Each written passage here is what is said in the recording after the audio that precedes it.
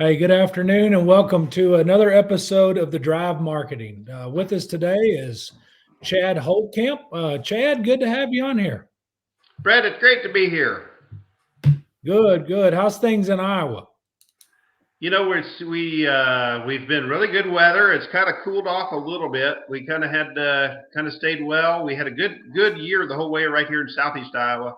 Moisture was good, grass was good. Not really much to complain about.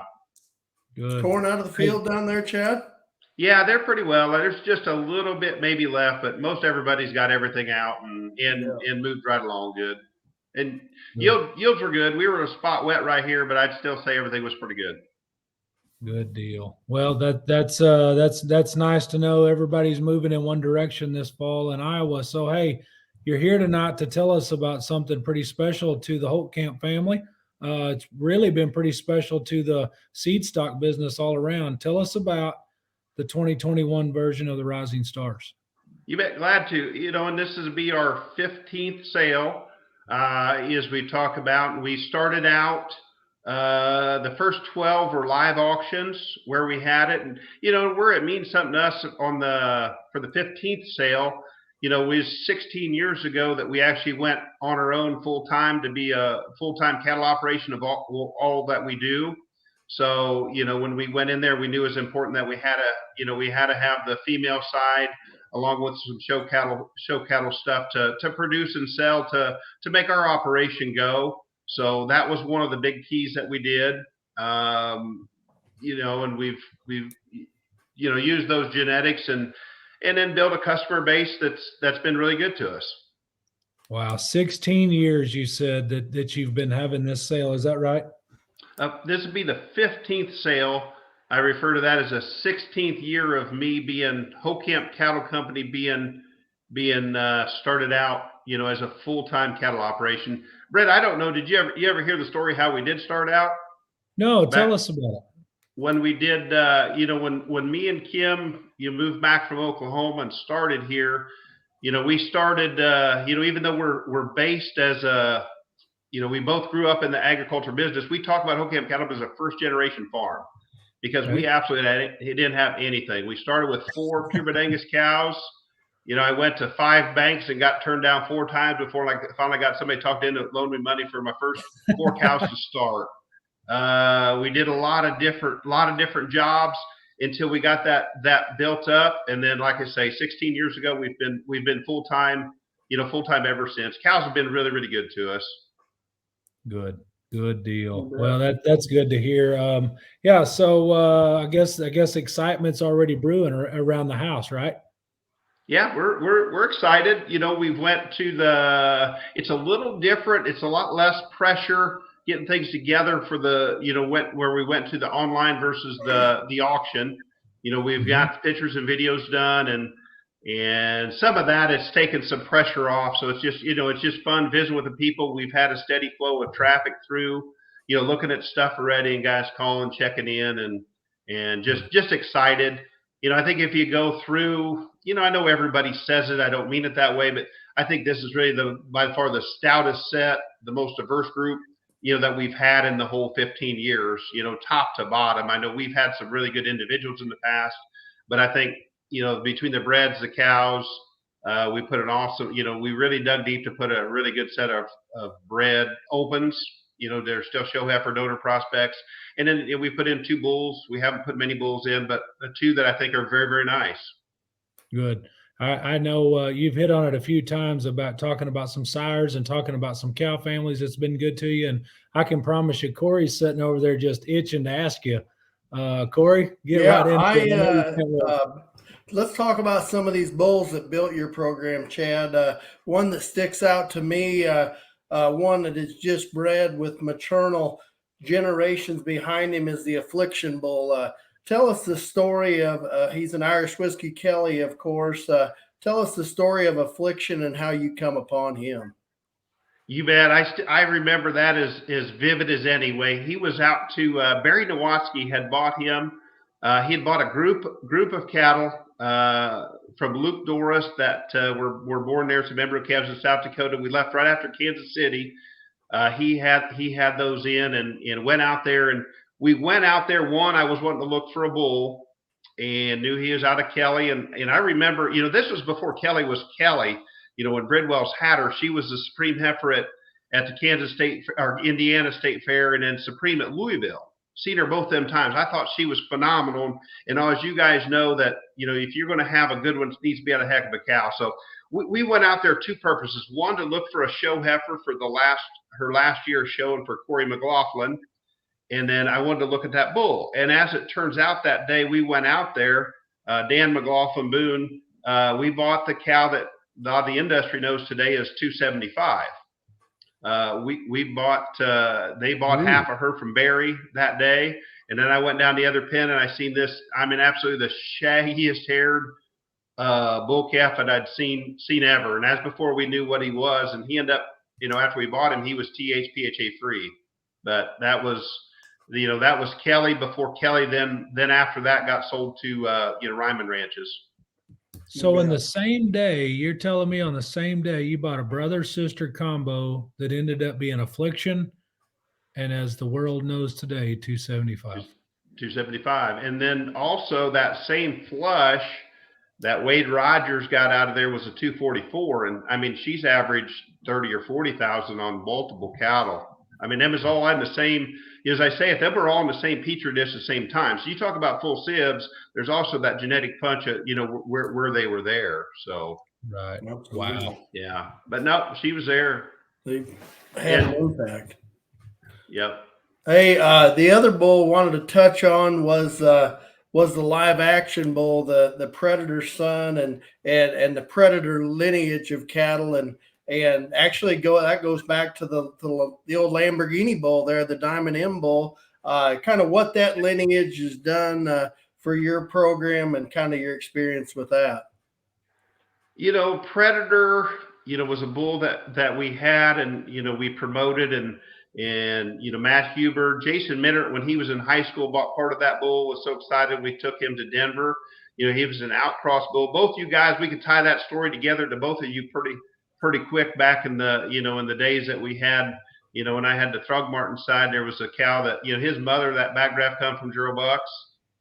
She was a buck. Brett remembered her really well. Corey, you remember the Lamborghini was a bull that I was really high on, that we had natural use to him out here at West Point, but and we had in the Predator that kind of that lineage, but them things have been so productive. They've done such a good job. We sold a lot. We've got a ton of daughters in our herd that keep producing. There's a really nice, I think, a donor cow. That's a Predator daughter. That's goes back to a Deja Vu. That'd be like the mother of Denali that bull Hallback had. Just kind of thought of her. She's in there. That's a heck of a good cow.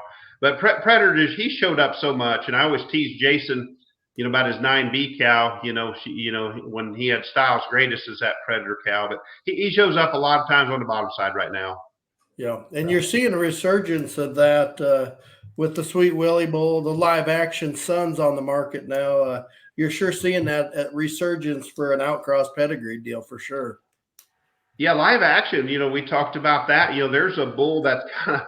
It kind of, had been out there for a while at Predator Katie, and then is really, with that All Me bull has done a really good job. I know we have a cow with that, a live action cow in the sale. We used him pretty early. I thought he was a, high quality individual, and Jason had him.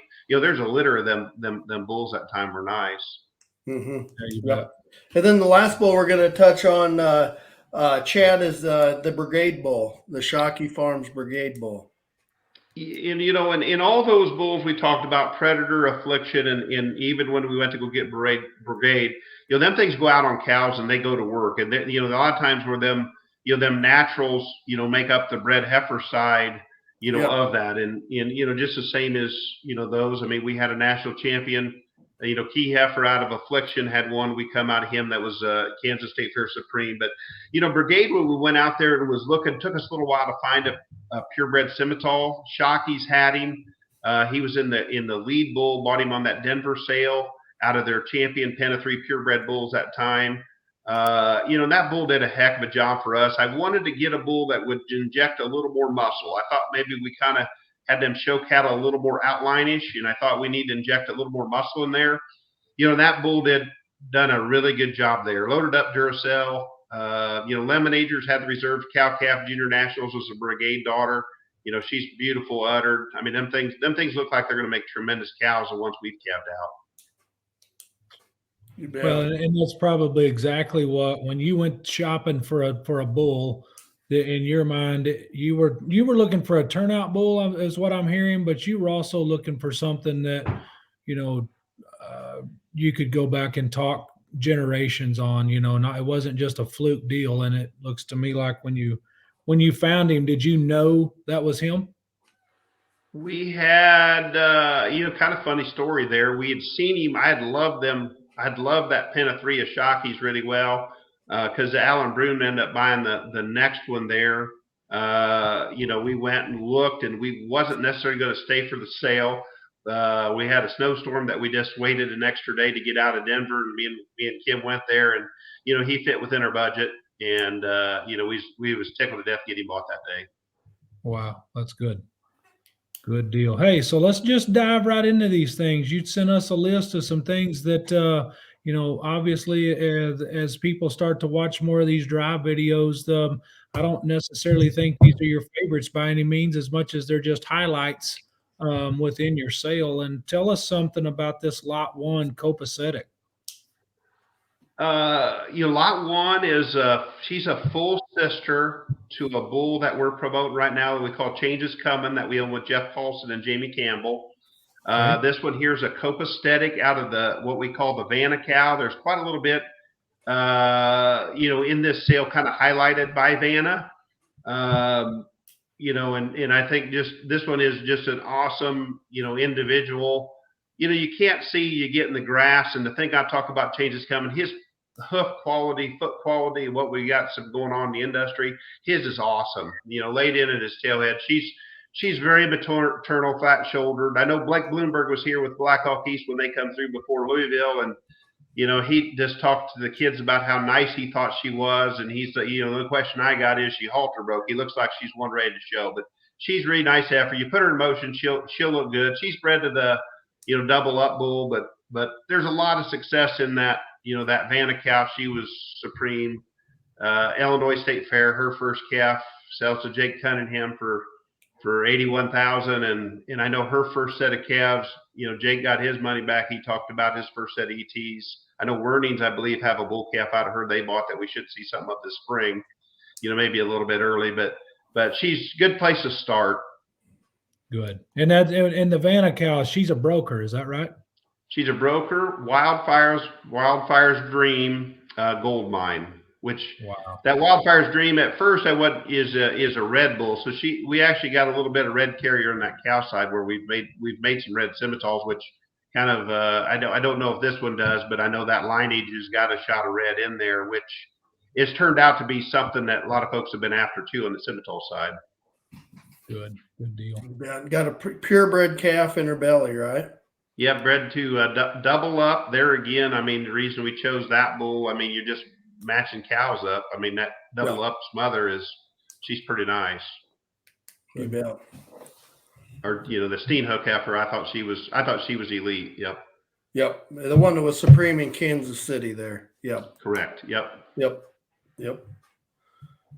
All right. Moving on to lot number 4. Here's one of these brigade daughters that we just got done talking about.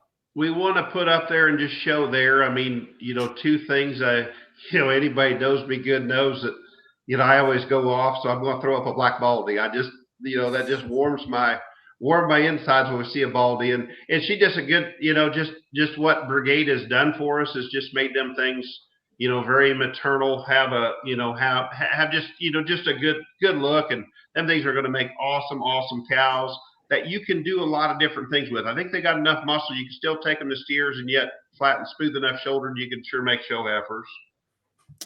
You know, and I think you just hit on something right there that's very unique, you know, just in terms of the build of these cattle, that they're not just so driven one direction or the other, but you've made these things to where that they're dual purpose for the right family. We try to, and that's where we, you know, we sometimes, don't necessarily have a, necessarily as far as like leading in terms of a breed. We register 5 different purebred breeds between the Angus, Simmentals, Keys, Maines, Charolais, and then we also make steers. We just we try to stay versatile, so we kind of, a lot of our breeds look very similar. Right. Well, this one sells safe and calf to the new Cavanese bull, Sweet Willie, too. Sweet Willie, and that we didn't throw that out there, but when he had, he's still a, predator derivative is where I was comfortable wanting to lay in there and know there had some genetic punch there. But I'm excited for what that bull has done and what he can do. I love it when somebody promotes a 2-year-old bull for what he did, not for what he looks like. What he can do. Yeah, exactly. Exactly. Yeah, that's worth being noted right there, Chad. There's a lot of times this business is built on the what ifs, and shoot, they showed you what that bull could do. Yeah. Hey, We're so kind tell of, us about this lot 16, the purebred Angus, a style out of the Cherry Knoll Lady.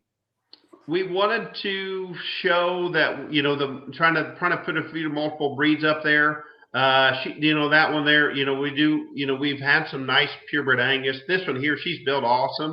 Tim was a teammate of mine at Oklahoma State. In the last couple of years there, we bought quite a few cows out of Cherry Knoll and some young stuff. And this CNC priority was really nice. Carly Spear there in Iowa showed her mother a little bit there for us, and we had her. But just wanted to represent that we've made some really nice Angus. Hadn't talked to him in a while. Brian Fox bought a Primo last year that I know he was going to go flush as a first calf heifer. So some of our Angus have been good, and each, if we go back far enough in the years, each breed we've actually bred something that's going at a national level show. Yeah. Right. So hey, you hit on something there real quick. You said you and Tim Fitzgerald are on the same college team at OSU. Yes, we were national champions. There you go. Hey, so would you take any credit at all for kind of getting him on the right road and getting some quality underneath his hat, or not? I don't know about that one. I think he can stand alone that way. Yeah, no, I'd say, yeah. Who else was on that team, Chad? You and Tim and. We had Brett would remember Bob Liston. He'd be a pig guy. Oh, Bob yeah, was real Bobby good. Liston. John Jeffrey, which Vitafirm, he does those Vitafirm commercials in the black cowboy hat. Ron Cunningham was a teammate of mine. Mark Tabor. Corey, you remember John Tucker, Hereford fella, raised him. Yeah, you bet. John was a teammate of ours.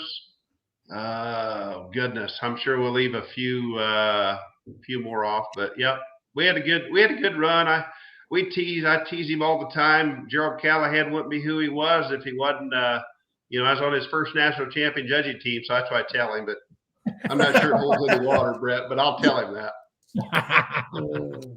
I like that. So, yeah. Hey, actually, we go to Netch. Did you have, Parker? I've known Parker Henley since he was in high school. Should say Dr. Parker. And you guys know that I'm always very, very passionate about my, my OSU ties, and also very, very passionate about my Black Hawk East ties. So, I'm kind of living high on the hog as an alumni, because we had Blake Bloomberg has brought back Black Hawk East. And this spring I was inducted into the Black Hawk East Judging Hall of Fame. That's awesome. So, but yeah, we tickled, believe a lot in livestock judging, folks. It's, we, helped at the American Royal Beef, for the cattle committee, and always do the beef expo for 20-some years. But, they just so much value comes out of those programs that you guys, I know you're talking about with them. Right. Absolutely. Yeah, well, you can look at that your time spent at Oklahoma State, which I'm an Oklahoma State alum too, but your time spent there on the judging team, it's obvious what you've built here. That knowledge that you got out of that program, it's sure evident. So, but I wouldn't nowhere near be. You would never even dream that we would get to where we're at today on. Just having a farm and the acres that we have, and the just a program that we've put together without livestock judging. Never would have happened. Right. Wow.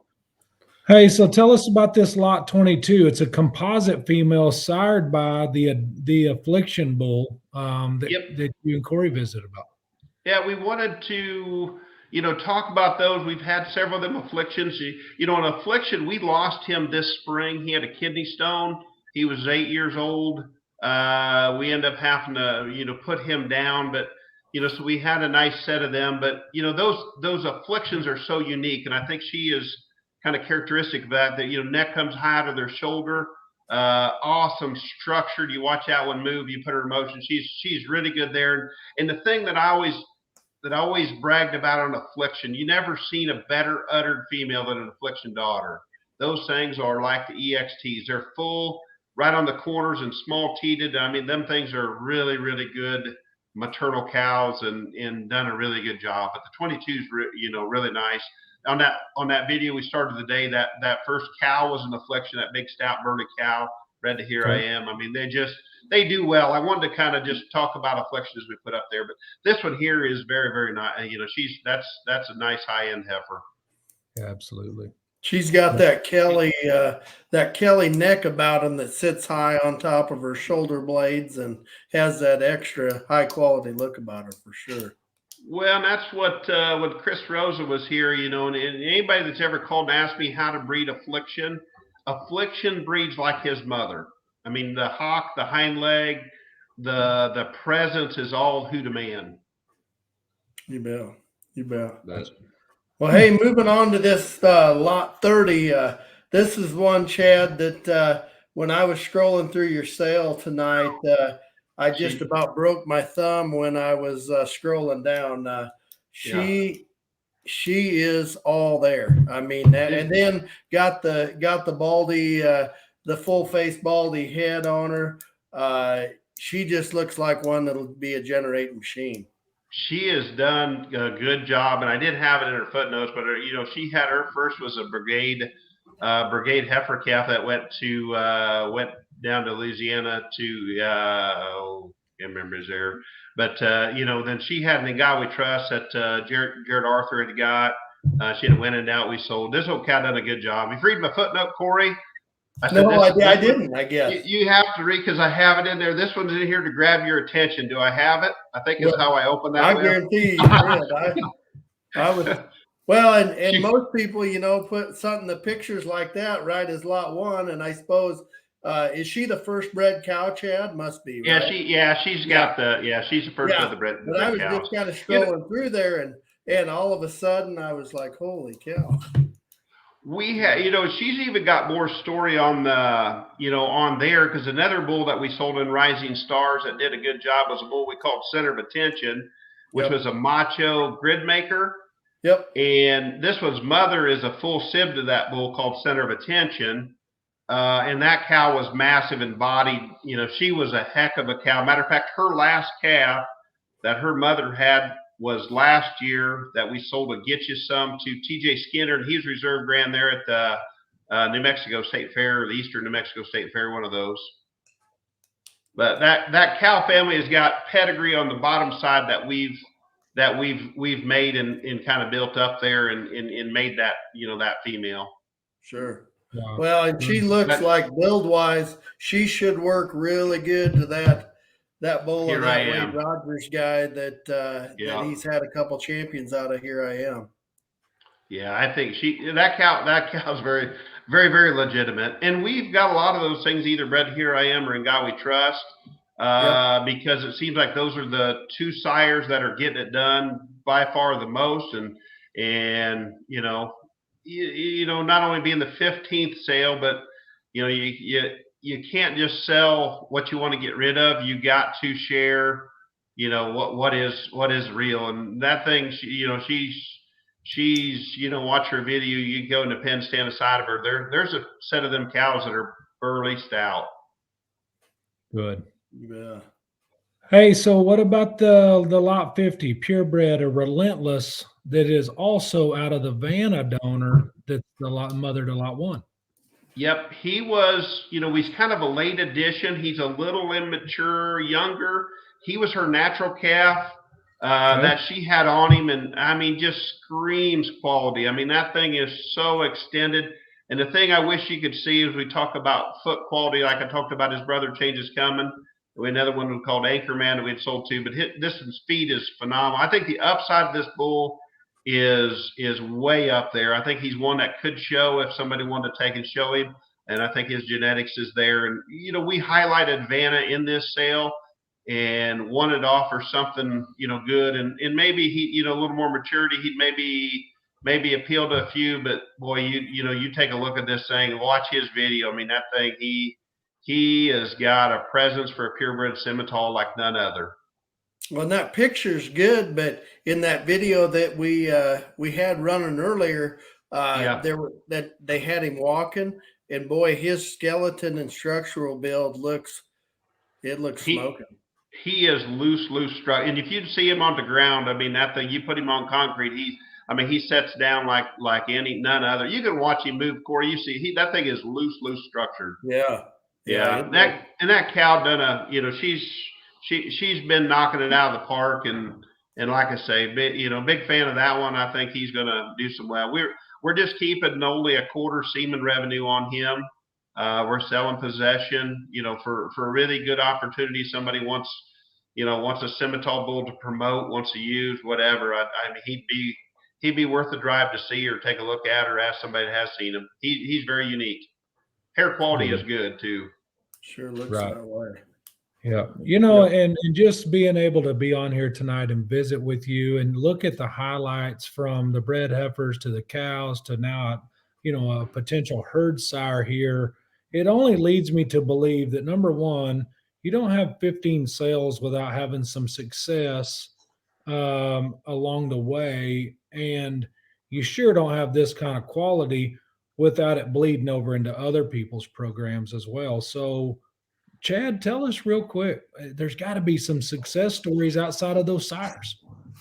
Hey, we could go on, and, you know, I don't even know where you'd start on some of these. You know, Corey had asked about there, but, you know, one of the ones that I talk a lot about, and we could make a whole segment on him, but, you know, Jason Minard, I just went through and counted. He's got 5 donors on his donor page that come out of our program, this Rising Star sale.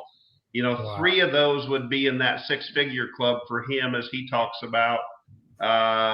You know, that Charlene cow that he calls a prestigious 23. Holtkamp Big Sexy just sold. He bought her as a bred heifer for, I think, wasn't super high, like $4,500, and I think he just sold half of her after he sold $100 and some $1,000 worth of eggs. Sold her for like $23,000 or $4,000 for half of her just the other day. Yeah. But anyway, he's been good. And we talked there. Yeah, here, you know, side note about Jason, I can tell you a couple stories when he first came in high school and bought the first ones from us.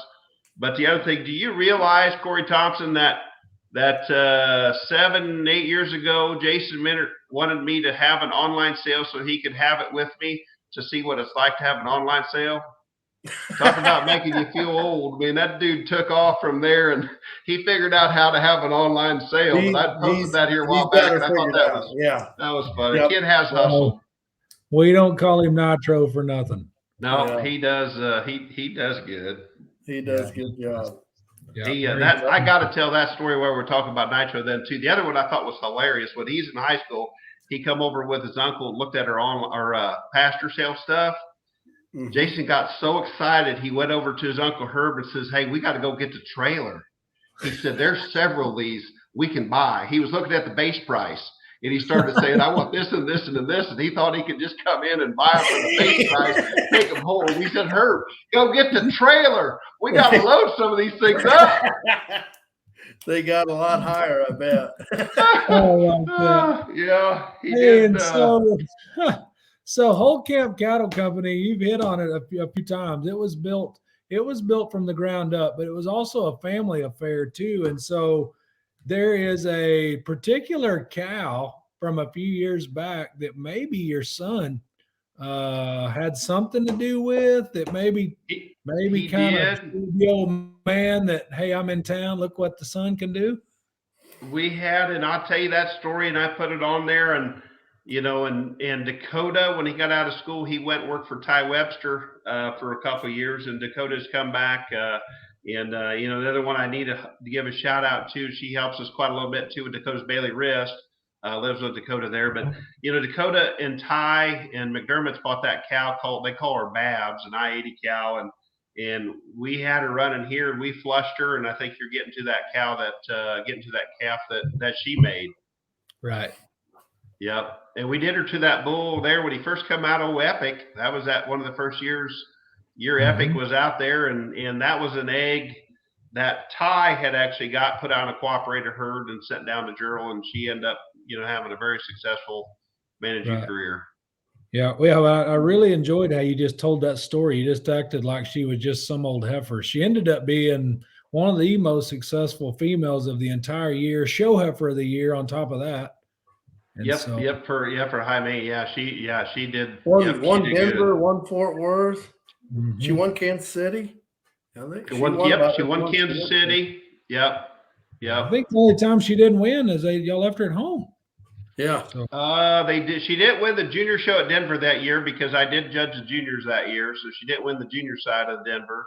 Oh. And then I don't want to pick on a friend of mine that used to coach at Texas Tech, now works for Purina, that beat her at Louisville. So we won't mention names or pick on him anywhere there, but I give him a hard time all the time about that. But that's all good. I like that. I like it. So, hey, Rising Stars 15, somebody that's on here that is excited now after watching this, wants to get a hold of you or somebody. Who do they call? Who's the contacts here? Yeah, you can contact myself. You go to our Holtkamp Cattle Company Facebook. You go to Steerbit. It's on Steerbidder. Chris Rose has been a good supporter. Known him for a while. Somebody asked why we do it on Steerbidder. Chris, not only is he so talented on capturing them things, picture and video. Chris bought a show heifer from us in high school, so we got a lot of them guys that that we've known for quite a while and helped us a bit. But he's been a friend for a long time before he went there. But you go on Steerbidder, you call myself, you can talk to Dakota. His number will be on there. We'd be more than happy to talk to anybody about it. Right. Well, good deal. Well, Chad, thank you. Thank you for being on here with us tonight on the Drive Marketing. We really enjoyed getting to visit with you and catch up. And, it's always exciting for me to sit and visit with somebody who really enjoys and really puts value in cow families and pedigrees. And I've always respected you for that. And it's been a joy tonight to get to visit with you. Well, I appreciate that very much. You bet. Yep. Well, they're going to work for you. Yep, you betcha. Well, hey, you take care. Good luck with your sale, and we will be catching up with you. And thanks for using Drive Marketing. Hey, I appreciate it. You guys doing a great thing. Love it. You bet. Thanks a lot, Chad. You bet, Corey.